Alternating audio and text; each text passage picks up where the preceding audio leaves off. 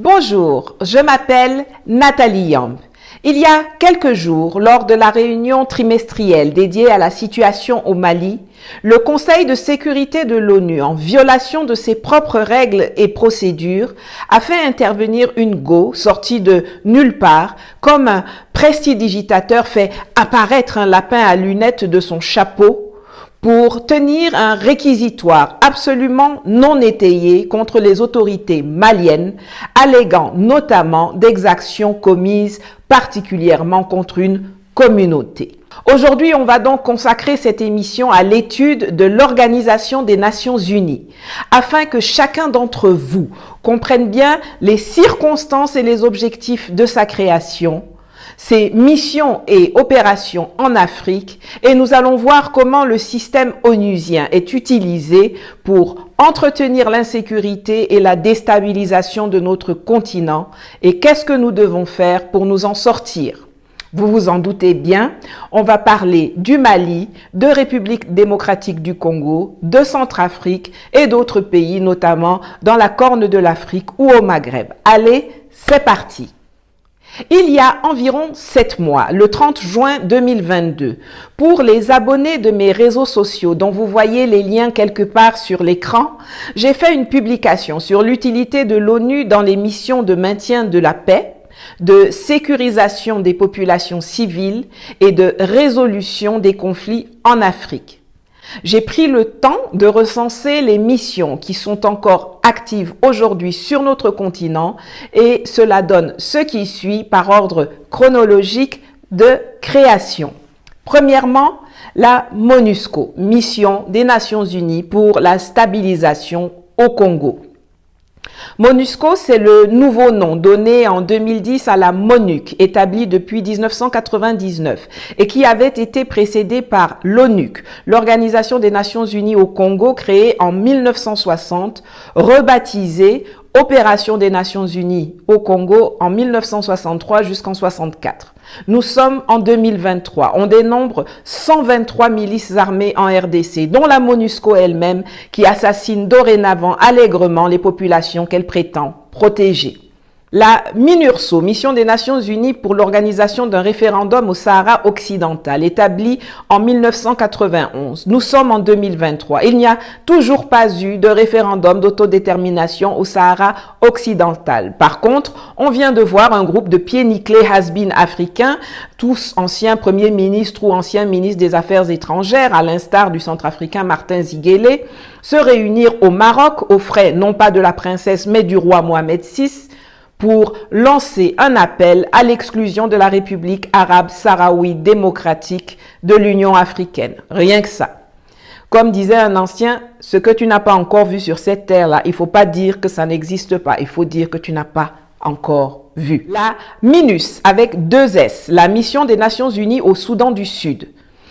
Établie en 2011, nous sommes en 2023. Il y a maintenant 4 millions de personnes déplacées et les sites de protection des civils de la MINUS sont pour beaucoup sans accès à l'eau potable et il s'y déroule de nombreux viols. La FISNUA, Force intérimaire de sécurité des Nations Unies pour Abyei.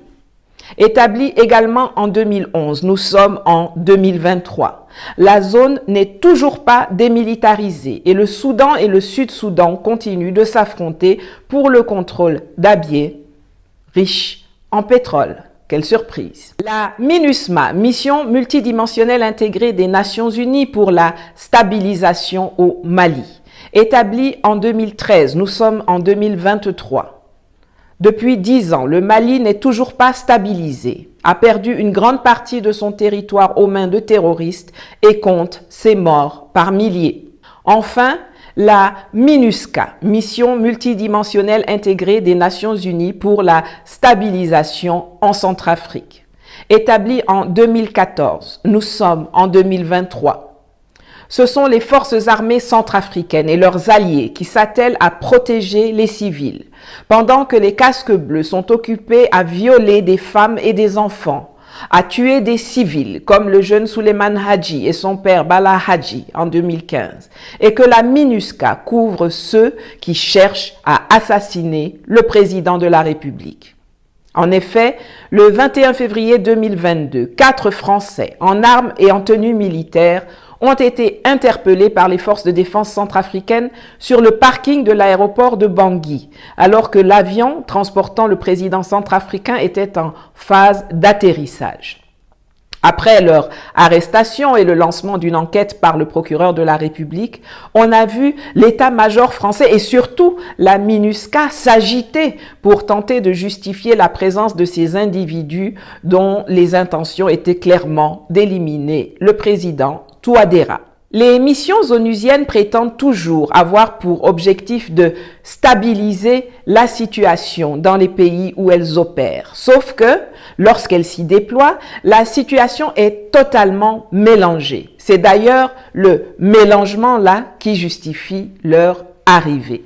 Donc, quand elles viennent, elles ont pour mission de stabiliser le désordre existant, c'est-à-dire de le maintenir en l'état et de faire en sorte qu'il ne bouge pas, qu'il ne soit pas évacué, qu'il ne régresse pas et que rien ne change, ou alors seulement pour empirer. Et c'est comme ça que vous les voyez entretenir les conflits, l'insécurité, l'animosité, la division, la précarité.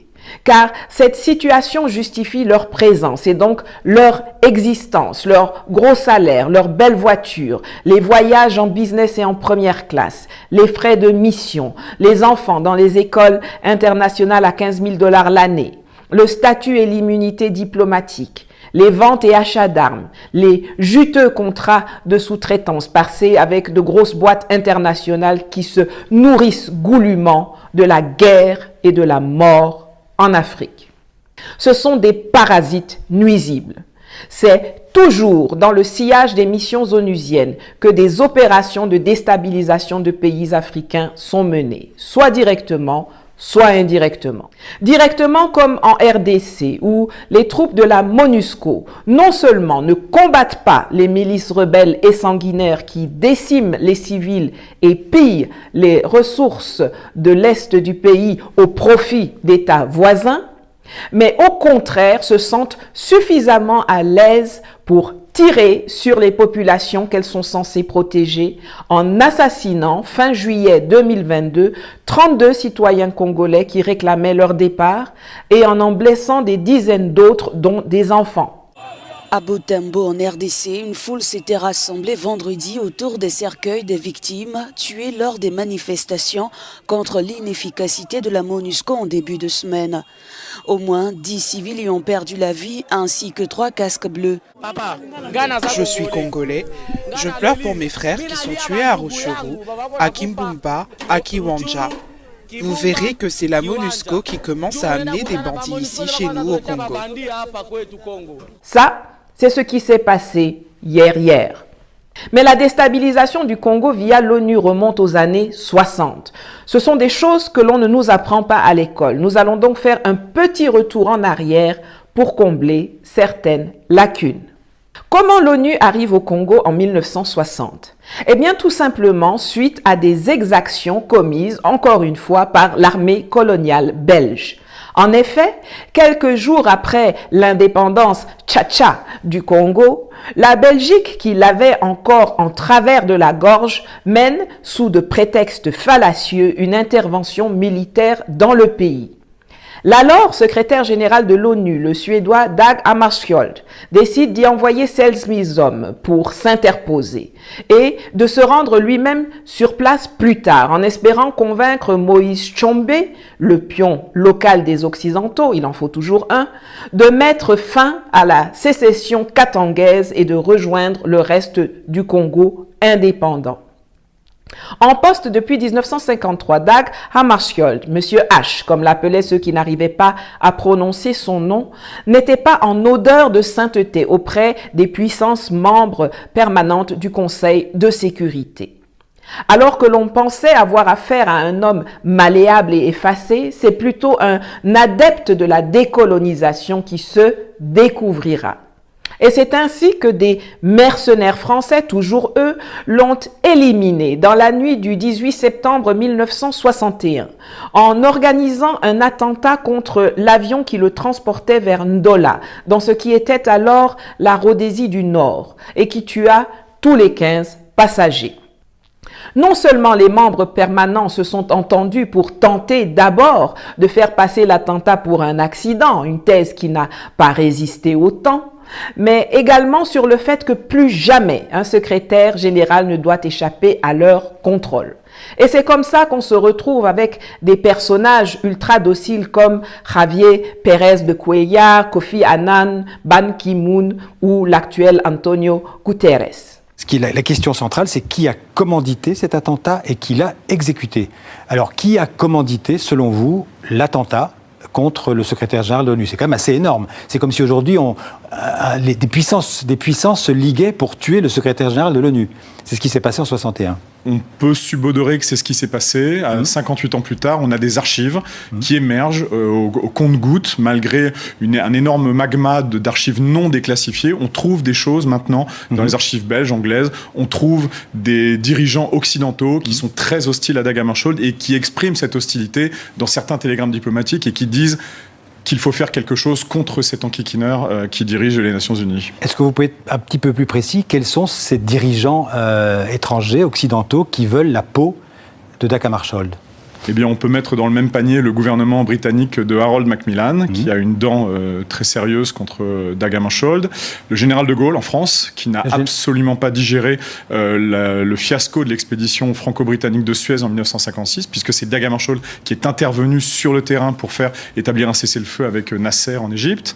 Nasser qui avait voulu, ça n'a rien à voir avec votre livre, mais qui avait voulu nationaliser le canal de Suez. Oui. Ça s'est terminé par une expédition franco-britannique qui s'est cassé les dents. Et donc, De Gaulle s'en souvient. Les Français et les Anglais se souviennent que Dag Hammarskjöld les a forcés à réembarquer en imposant ce cessez-le-feu. De Gaulle n'a pas du tout apprécié que Dag Hammarskjöld veuille saisir le Conseil de sécurité sur les problèmes de police en Algérie, ce qu'on n'appelle pas encore la guerre d'Algérie. Et puis il y a eu la crise de Bizerte, 2 mois avant la mort de Hammarskjöld, où Hammarskjöld, encore une fois, est allé en Tunisie sur le terrain et s'est fait physiquement secouer par les parachutistes français. Pour ceux que cela intéresse, je mets dans la barre d'infos le lien de la palpitante enquête de Morin-Picard. Ils ont tué Monsieur H. L'on dit souvent que la route de l'enfer est pavée de bonnes intentions. La mission de paix que Hammarskjöld avait dépêchée au Congo devait aussi servir à ménager l'ancien colonisateur en essayant de lui sauver la face au regard des exactions commises. En sciences politiques, on apprend que lorsque l'on ménage un ancien colonisateur, en réalité, on l'arrange. Ils ont tout fait pour que la Belgique ne perde pas la face au Congo en 1960. Je vous ramène encore un peu plus loin dans l'histoire.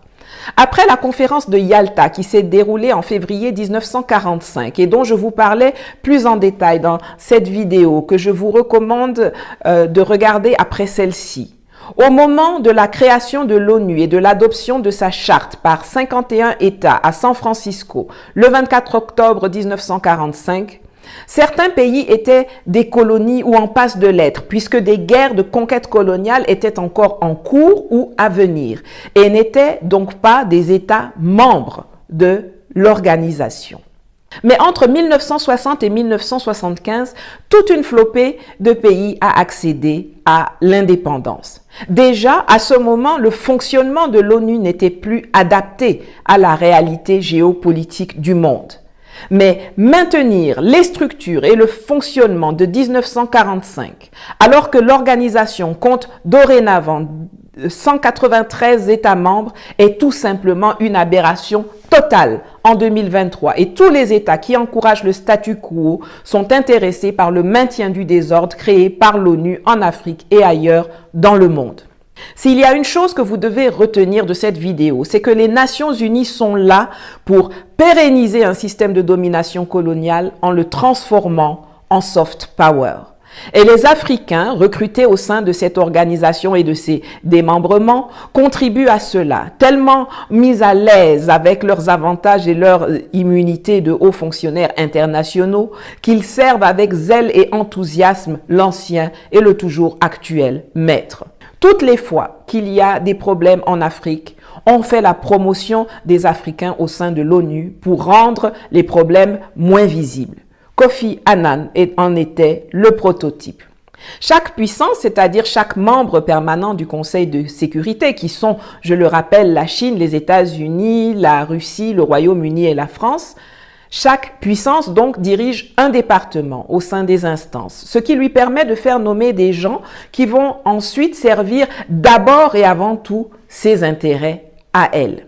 C'est ainsi que le DPKO, Department of Peacekeeping Operations, en français, Département des opérations de paix, est dévolu à la France. Le patron y est forcément un Français. Et donc, quand quelqu'un comme le Ghanéen Kofi Annan y est nommé comme chef de département de 1993 à 1996, les non-initiés peuvent croire que le temps de l'Afrique est arrivé, que l'Afrique a obtenu un poste, mais il n'en est rien. Car si la France accepte de mettre la marionnette noire devant, celui qui tient les rênes, notamment les finances, c'est son numéro 2, qui sera alors obligatoirement un Français. Donc, quand Kofi Annan va au Rwanda pendant le génocide, il vient pour savoir comment couvrir la France. Ceci n'est qu'une des nombreuses situations qui illustrent parfaitement le rôle dangereux des Nations Unies dans la falsification de l'histoire et dans la perpétuation du système de domination pour le rendre plus digeste pour les Africains. Que ce soit dans les Grands Lacs, en Haïti, en Côte d'Ivoire, au Mali, en RCA, là où les Nations Unies passent, dans le meilleur des cas, il n'y a plus ni gentil ni méchant, mais plutôt un relativisme ahurissant. Dans le pire des cas, les gentils deviennent les méchants et vice-versa. Toute l'ingéniosité des Nations Unies ne réside pas dans la résolution des problèmes, mais plutôt dans leur dissimulation et dans la dilution des responsabilités. C'est cela leur mission et leur compétence principale. Dissimuler la responsabilité de l'ancien colonisateur qui est quasiment toujours à l'origine de la déstabilisation. Et quand la dissimulation échoue, on passe à la dilution des responsabilités. On le voit aujourd'hui au Mali, où le succès des actions de lutte contre le terrorisme du gouvernement du colonel Assimi Goïta met en péril tout le plan d'occupation du Sahel concocté de longue date à Paris et Washington, ce qui donne naissance à un nouveau narratif qui ne saurait être plus saugrenu. Quand c'est l'armée française qui tire, ceux qui sont tués sont des terroristes. Mais quand c'est l'armée malienne qui tire, ceux qui sont tués sont des victimes civiles. AO, un court plan de désinformation qui ne passera pas. Ils viennent dire qu'ils ont des drones qui peuvent voir des charniers dans la nuit noire, mais qui ne voient jamais des colonnes de véhicules de terroristes qui se déplacent en plein jour. On repousse au calendrier grec la réunion demandée par le Mali pour exposer les preuves du soutien et du financement des terroristes par la France. Il est aussi, Monsieur le Président, il est surprenant que dans le cadre du récit factuel, le rapport du secrétaire général ait passé sous silence la saisine du Conseil de sécurité par le Mali le 15 août 2022 pour ce qui concerne les tentatives de déstabilisation et les violations répétées de l'espace aérien par les forces françaises. Ces actes d'agression d'une extrême gravité qui constitue, vous le savez, une violation de la Charte des Nations Unies, mais aussi une violation du droit international. Nous pensons que, mesdames et messieurs les membres du Conseil, que ces actes ne doivent pas rester sans suite et votre Conseil est interpellé fortement au Mali et en Afrique et ailleurs. C'est pourquoi le gouvernement renouvelle sa demande d'avoir une réunion spécifique du Conseil de sécurité qui lui donnera l'occasion de présenter des preuves concrètes des actes de duplicité, d'espionnage et de déstabilisation de la France à l'encontre du Mali, y compris le partage de renseignements et le largage de matériel au profit d'organisations criminelles qui sont à l'origine de l'insécurité et des violences contre les populations civiles population civile qui, mesdames et messieurs, attendent du Conseil de sécurité qu'il assume sa responsabilité principale de maintien de la paix et de la sécurité internationale. Les rapports de comités d'experts sans aucune base légale sortent alors à intervalles réguliers et l'on a recours en violation de toute procédure à des intervenants de la société civile tordus, financés par l'Occident, qui viennent déblatérer des foutaises devant un fond bleu et qui, si cela ne tenait qu'à moi, doivent impérativement être interrogés par la justice et la sécurité militaire. Dans le cas le plus récent, on a même eu droit à un mensonge éhonté du président actuel du Conseil de sécurité, un triste sire japonais du nom de Ishikane Kimihiro, qui, confronté aux protestations légitimes de la partie malienne, a murmuré que l'ambassadeur du Mali avait été informé de l'intervention de la binoclée, ce qui est totalement faux. L'ONU est aussi la championne des interventions indirectes, comme l'illustre de façon resplendissante l'épopée des 49 Ivoiriens qui ont débarqué avec armes et faux passeports le 10 juillet 2022 à l'aéroport Modibo Keïta de façon tout à fait illégale, sans l'autorisation du gouvernement malien et qui ont été incarcérés à Bamako. Ces soldats, majoritairement issus des forces spéciales, étaient équipés de leurs armements et de munitions de guerre, mais ayant dissimulé leur réelle profession en se faisant passer sur leur passeport pour des étudiants, chauffeurs, maçons, mécaniciens et vendeurs. Ils ont atterri, selon l'exécutif malien, sans l'autorisation requise pour rentrer dans le pays. Bien que la MINUSMA ait contredit par écrit les allégations d'Alassane Dramane Ouattara qui prétendait que les soldats étaient là pour une mission d'appui à la MINUSMA, l'ONU à New York, par la voix de son secrétaire général, a tenté toutes sortes de pressions pour obtenir la libération rapide des Ivoiriens. Rien n'y fit. Ils furent jugés et condamnés 6 mois plus tard. Après avoir reconnu les faits de mercenariat et d'atteinte à la sûreté de l'État et renoncé à faire appel, ils furent graciés par la grande mansuétude du colonel Goïta et retournés à leur envoyeur.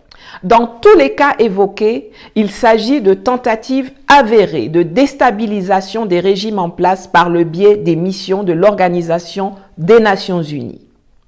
L'idée de la création des Nations Unies, discutée et décidée lors de la conférence de Dumbarton Oaks à Washington, qui a eu lieu du 21 août au 7 octobre 1944, répondait à un ordre particulier, celui de la Deuxième Guerre mondiale. Mais en restant figé, malgré l'évolution du monde, cet ordre est devenu un désordre.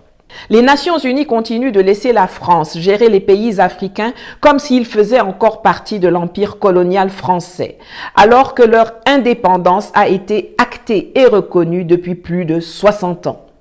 Or, les pays qui rejoignent l'ONU après leur accession à l'indépendance ne peuvent pas continuer d'être gérés comme s'ils ne sont rien. Et c'est pourtant exactement ce qui se passe aujourd'hui. L'ex-président du Zimbabwe, feu Robert Mugabe, avait crié son ras-le-bol de cette situation au secrétaire général de l'ONU d'alors, Ban Ki-moon, à la tribune de l'Union africaine le 30 janvier 2016. Magnéto. We are supposed to be free and independent, Mr. Ban Ki-moon. Supposed to be free, the 54 countries.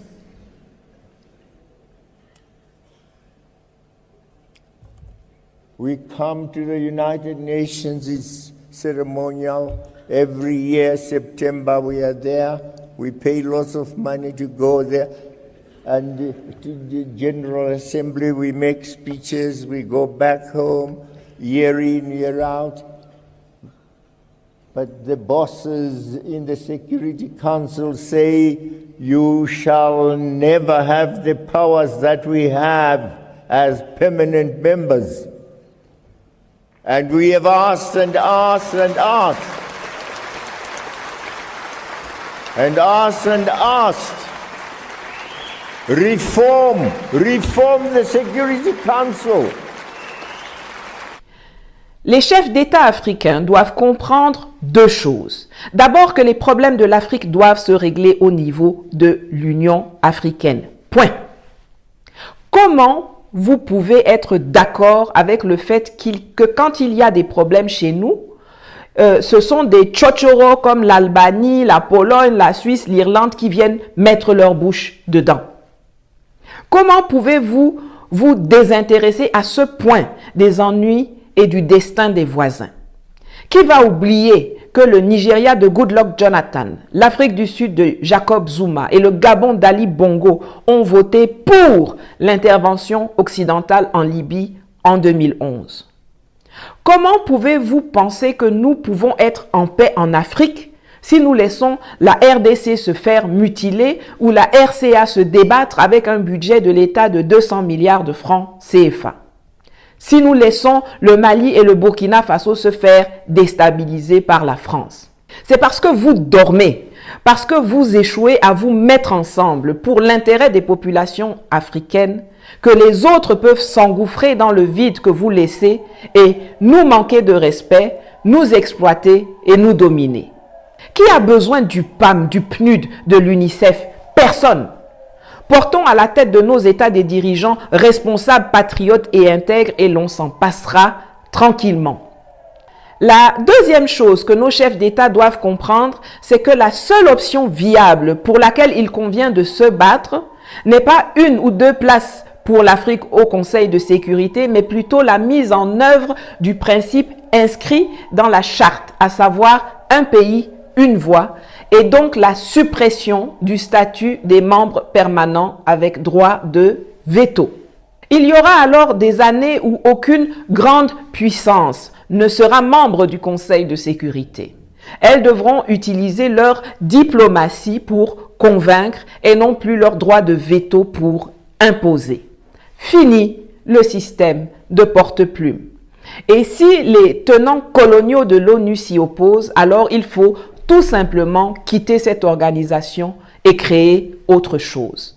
La configuration politique et géostratégique mondiale actuelle plaide d'ailleurs pour cette dernière possibilité. L'ONU a vécu. Assurons-nous d'être dans la salle et à la table des négociations lorsque le nouvel ordre mondial sera discuté et adopté. Pour finir, les missions d'opération de paix n'ont absolument plus leur raison d'être. La MINUSMA, la MONUSCO, la MINUSCA, la MINUSRO et les autres doivent dégager d'Afrique, tout comme l'armée d'occupation française.